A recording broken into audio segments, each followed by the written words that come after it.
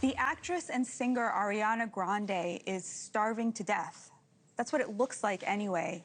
She's been slowly disappearing, getting more and more gaunt by the day.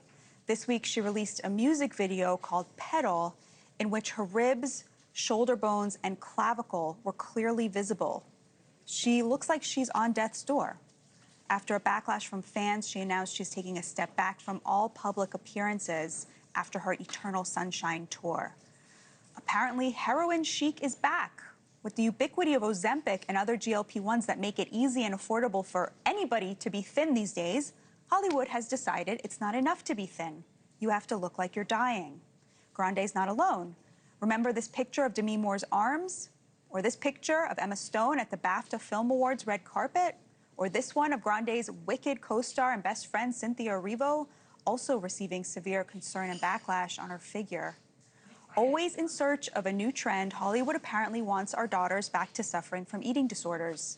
It's appalling, and it has to stop. Here with us now, friend of the program, Jillian Michaels. Jillian, thank you so much for being here. I mean, what the heck is happening with Ariana Grande?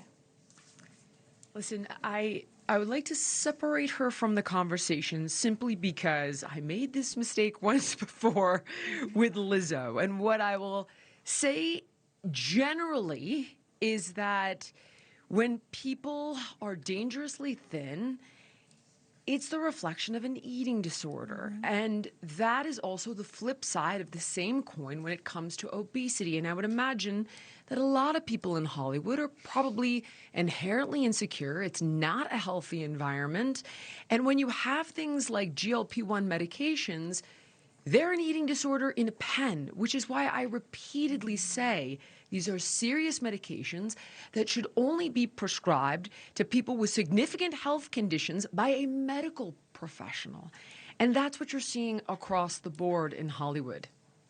Do you think my analysis is accurate that, you know, with the ubiquity of these drugs, now that that thin figure, which used to be something that only wealthy people could afford, right? Now that anyone can have that, they had to come up with some new status symbol, and apparently that new status symbol is looking like you're about to die. I know. I think that people lose touch with how they appear.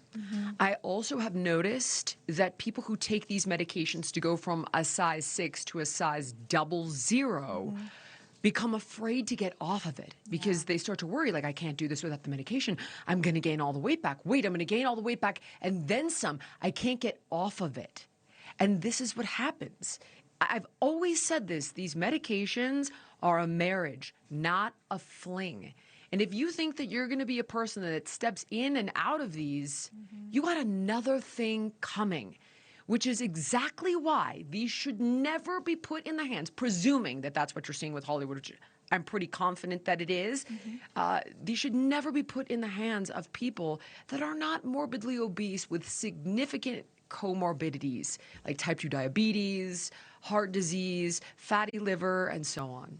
Thank you for watching. Subscribe below and download our NewsNation app right now on your phone, and you will get fact-based, unbiased news for all Americans.